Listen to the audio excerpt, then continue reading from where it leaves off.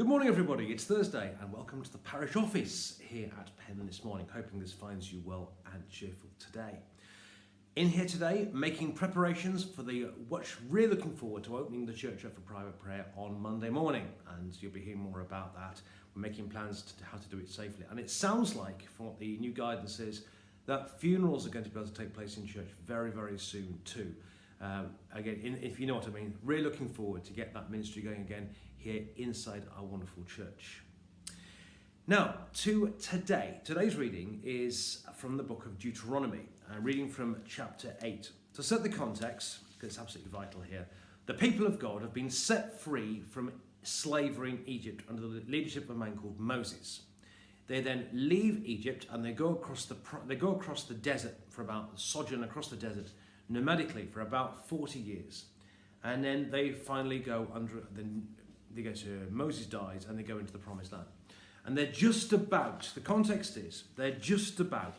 go into the promised land.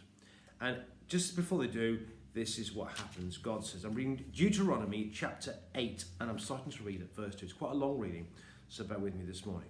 God says, remember the long way that the Lord your God has led you these 40 years in the wilderness, in order to humble you, testing you to know what was in your heart, whether or not you'd keep his commandments.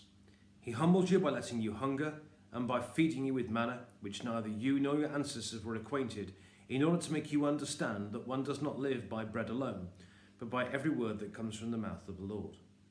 The clothes on your back did not wear out, and your feet did not swell these 40 years. Know then in your heart that as a parent disciplines a child, so the Lord your God disciplines you. Therefore keep the commandments of the Lord your God, by walking in his ways and by fearing him. For the Lord your God is bringing you into a good land, a land with flowing streams and springs and underground waters, swelling up in valleys and hills, a land of wheat and barley, of vines and fig trees and pomegranates, a land of olive trees and honey, a land where you may eat bread without scarcity, where you will lack nothing, a land whose stones are iron, and from whose hills you may mine copper. You shall eat your fill and bless the Lord your God for the good land that he has given you. Take care that you do not forget the Lord your God by failing to keep his commandments, his ordinances and his statutes, which I am commanding you this day.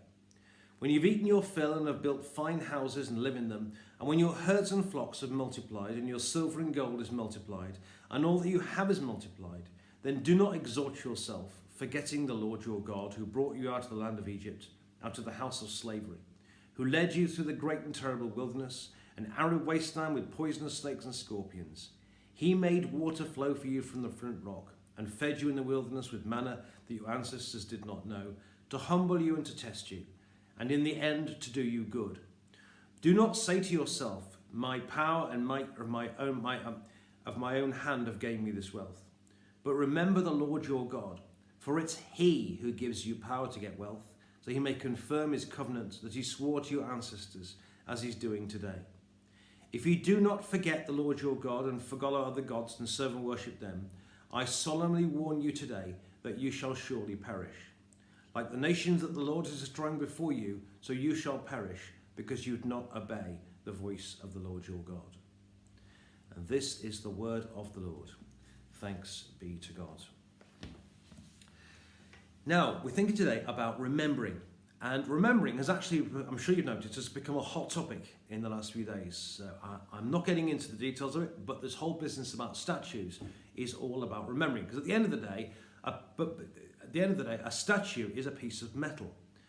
But metal is important because the way we remember the past affects the way we live in the present. That's why people get so passionate about it, because the way we remember the past has a huge impact on the way we live in the present.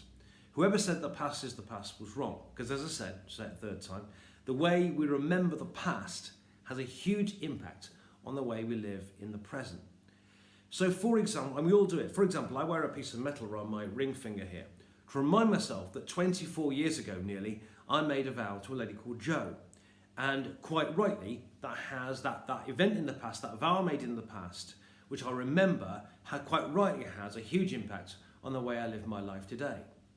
We have a service every year, a day called Remembrance every year, when we remember with a poppy, the sacrifice that those men and women made in 2 world wars then and since, in order to fight tyranny. And we get together and we remember what they did. And remembering what they did reminds us to work for a better world today. So again, you can see the way we remember the past, remembering is important because the way we remember the past has a huge impact on the way we live in the present.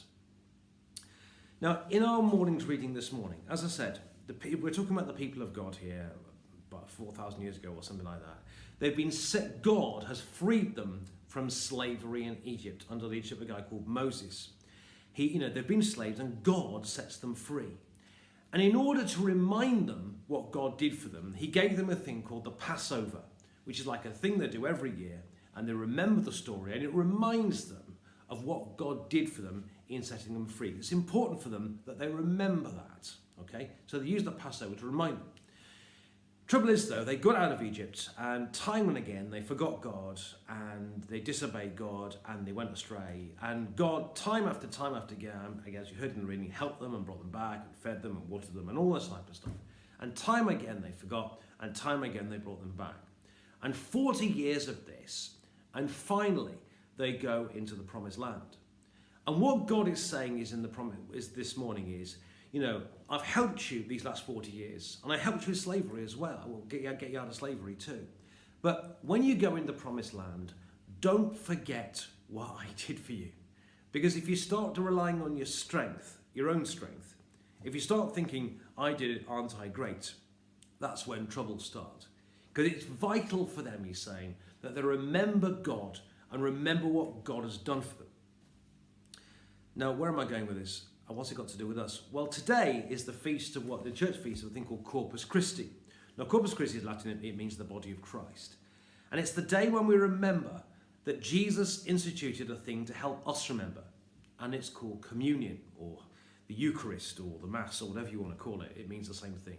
This odd ritual which Christians do and have done all across the world for 2,000 years, which has been done in huge, splendid cathedrals. It's been done on. I've done it in a classroom. It's been done on ships and battlefields, by people's bedsides when they die, at weddings. It's been, you name it, it's been done there. And what communion does is remember the words of Jesus. Do this in remembrance of me. Whenever you eat the bread and drink the wine, remember me. And that's why communion is so important. That's why I've not had it for 3 months. I'm really missing the communion.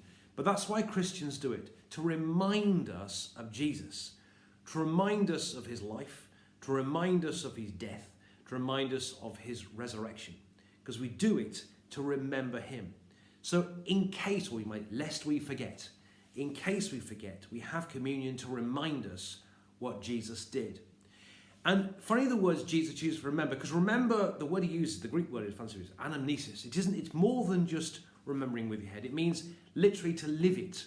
It's to live it as if Jesus is actually there. It's to bring into the present something that happened in the past. So it's more than just remembering with your head. It's actually bringing into the present, really, something that happened in the past. And that's why communion is so important. And that's why we need to celebrate it. Because the way we remember the past has a huge difference to the way we live in the present. And what God's saying in our reading this morning is, when you get to the promised land, when things get good, don't forget God. And that's why we have communion, so that we are reminded constantly, week in, week out, what Jesus did for us. And I want to say also that God is doing something amazing at the moment. And God, I know, is working in people's lives. People are contacting me and telling me that God is working in them. But don't forget to remember, if that makes sense. Remember what God did. Remember what God has done for you. Remember what Jesus has done for you. And let's hopefully bring back communion before too long to remind us always, really, really, what Jesus did for us. Because that's what it's about. Because by remembering God, remembering it's in his strength and his love, that's what keeps us on the straight and narrow. That's what helps us keep